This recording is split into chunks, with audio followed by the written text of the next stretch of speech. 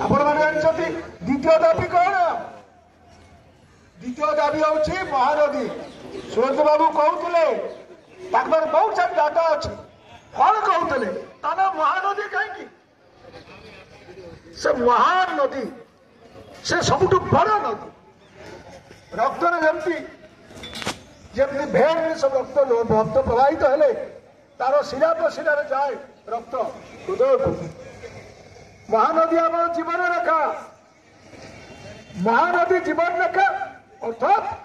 महानदी में जब पानी रशा पानी पानी आवश्यकता कौन मुझे कहबी पानी प्रथम हूँ पीवा द्वितीय हूँ जलसेचन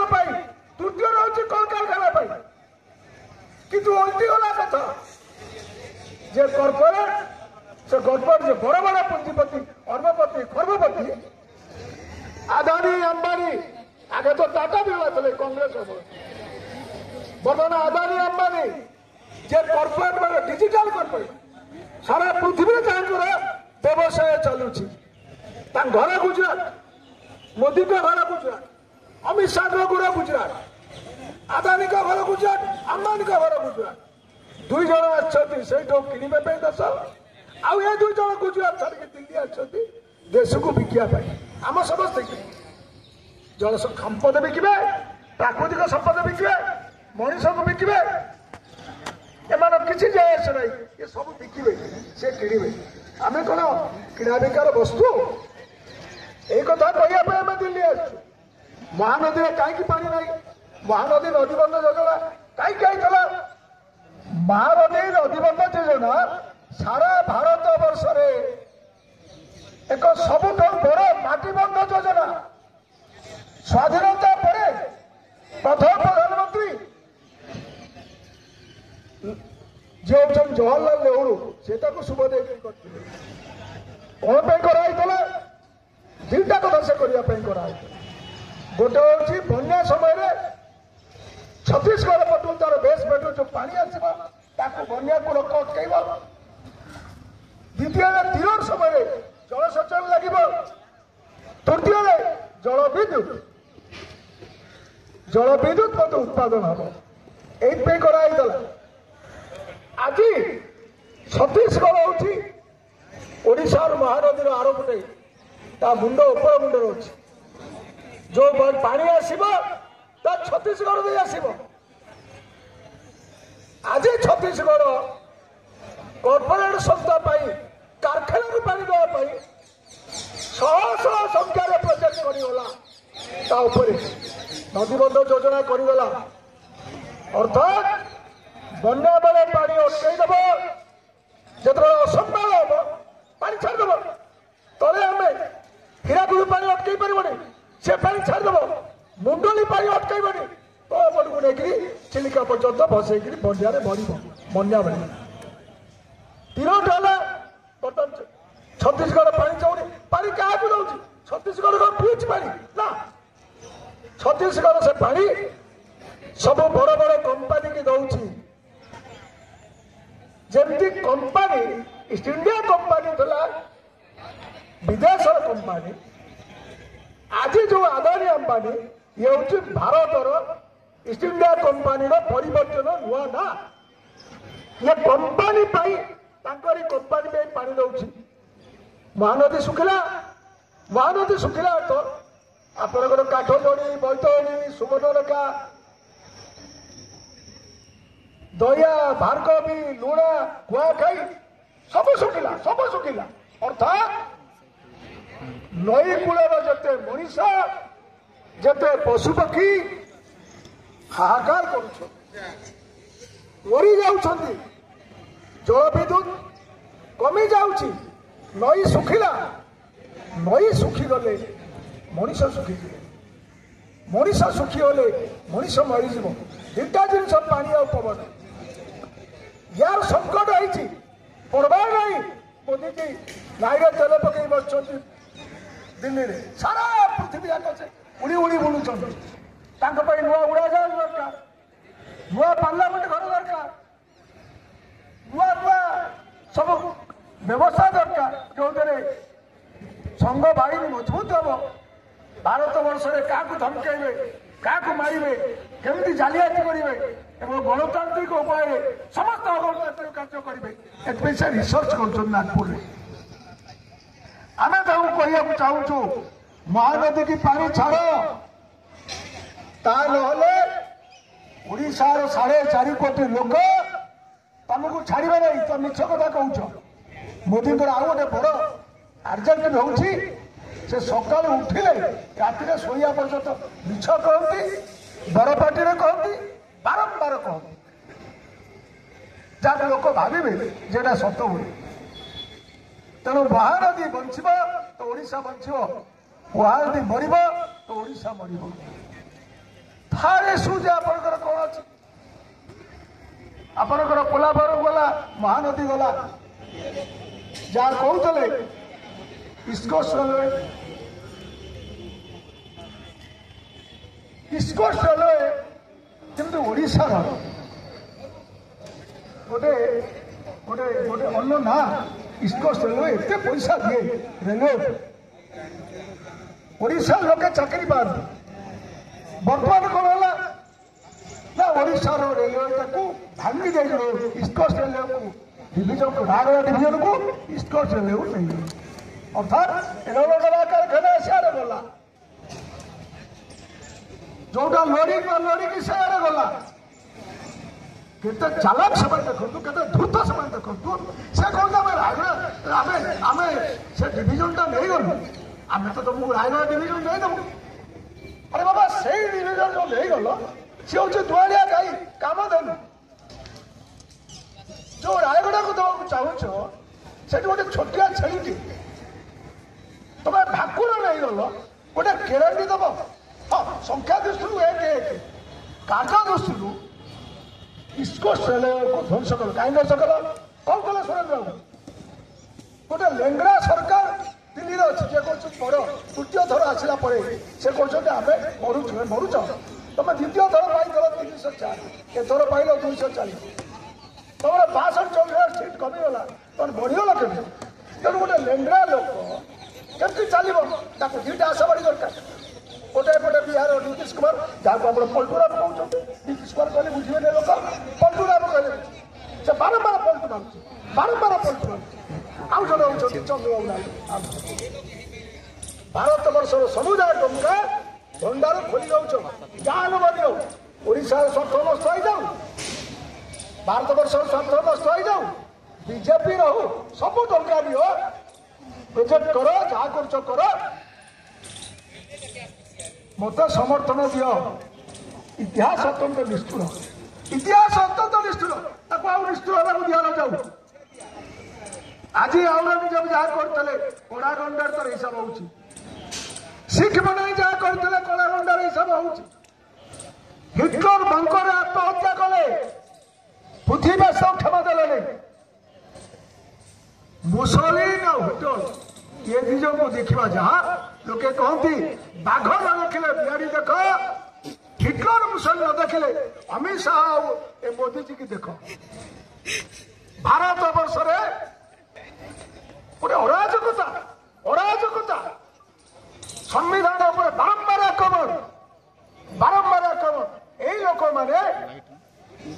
न्याय अन्याय किसी ना से टार्गेट कर भारत वर्ष हिंदू राष्ट्र प्रतिष्ठा कले तो हिंदू राष्ट्र प्रतिष्ठा कले हिंदूवाद को उठिया कह मद पीया कह मनुष्य मद पीले उचाट है भल मद किसी विचार न कर आंटी मुस्लिम प्रचार कर एवं वाकफ बिलटा वाकफ आईन होगा दस्तखत कले महामहिम राष्ट्रपति दस्तखत कर